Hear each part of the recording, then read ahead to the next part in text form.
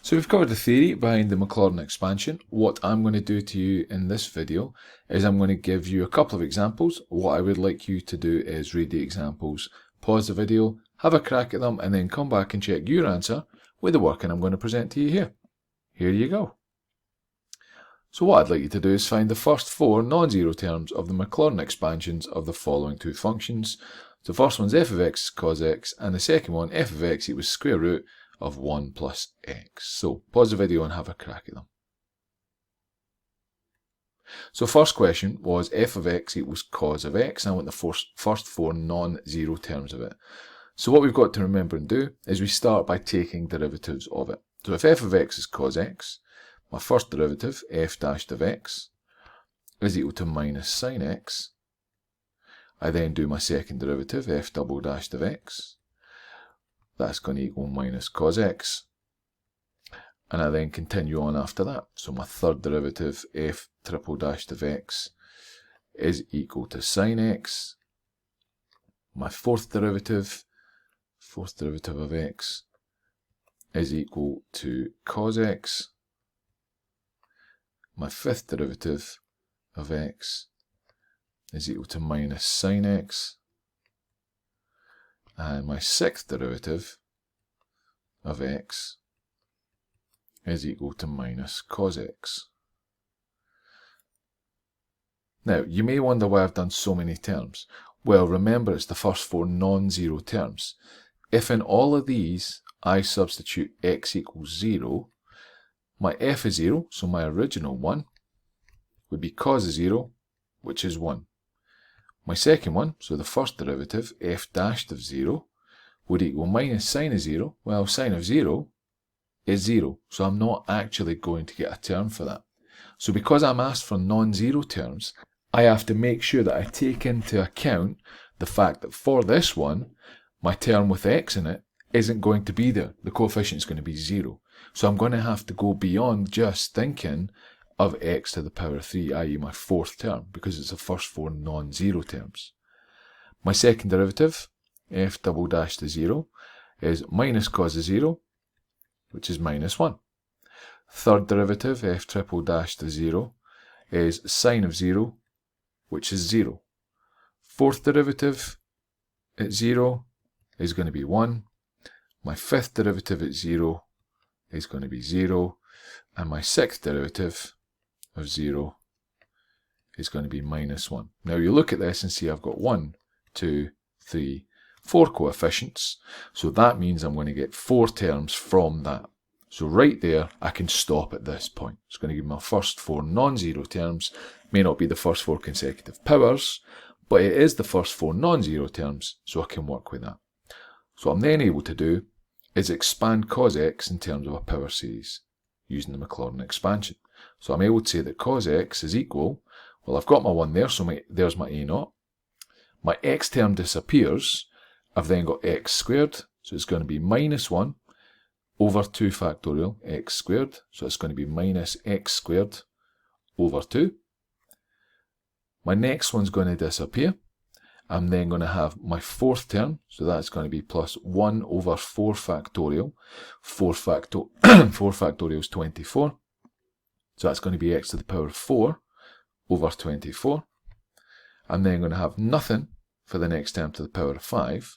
And I'm then going to have something for the power of 6. So I'm going to get minus x to the power of 6 over 6 factorial, which is 720. So that fourth term there would be x to the power of 6 over the 720. And that there is my cos x with the first 4 non-zero terms. Now, for the coefficients on the bottom, if you actually kept them as the factorials, so x to the power of 4 over 4 factorial, x to the 6 over 6 factorial, that would actually be relatively acceptable as well.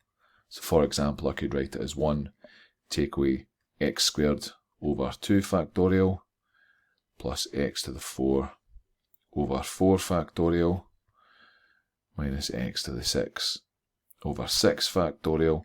It may ask you for it in that format as well, and if that's the case, stick with it. Either way, there you go. There's the first 4 non-zero terms in the Maclaurin expansion of cos x. Second one was if I give you f of x equals the square root of 1 plus x, I want again the first four non-zero terms of the Maclaurin expansion of this.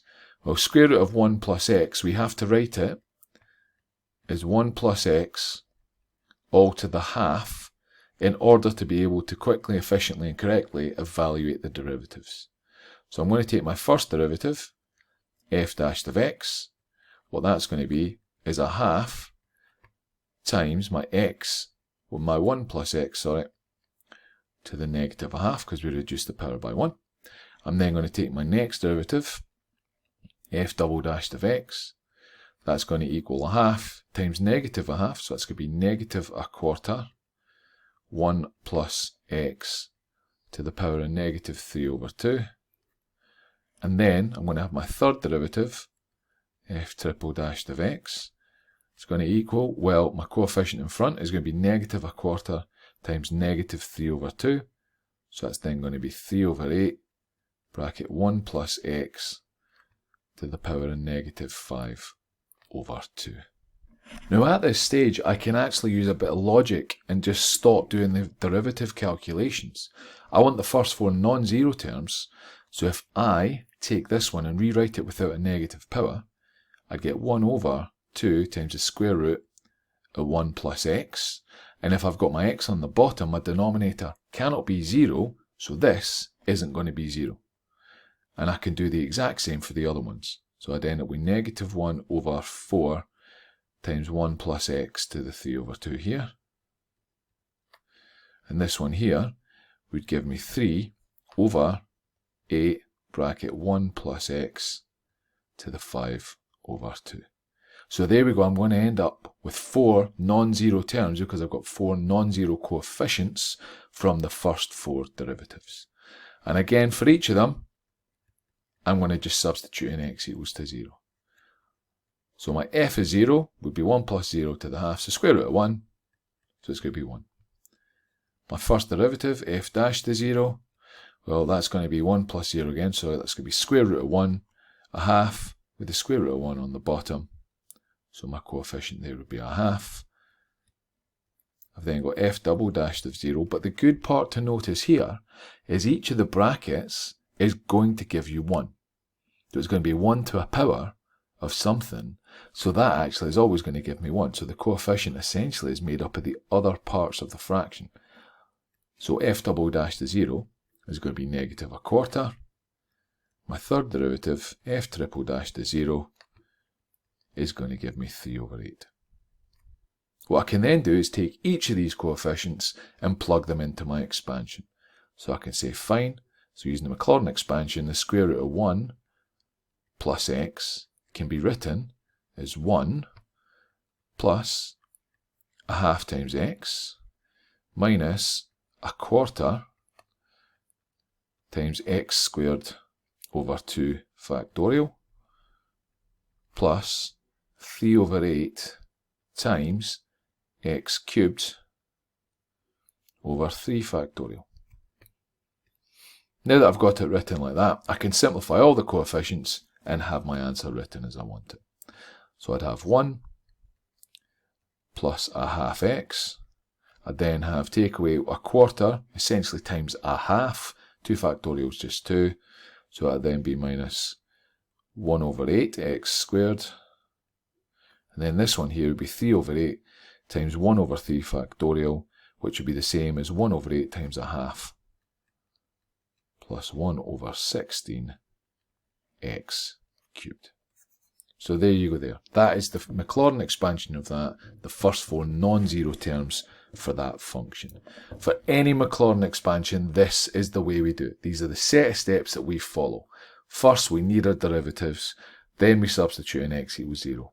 Be careful, because if your coefficient is 0 and it wants a set number of terms, or up to a set power, you have to make sure you take all that into account as part of your calculation and that you work it through properly.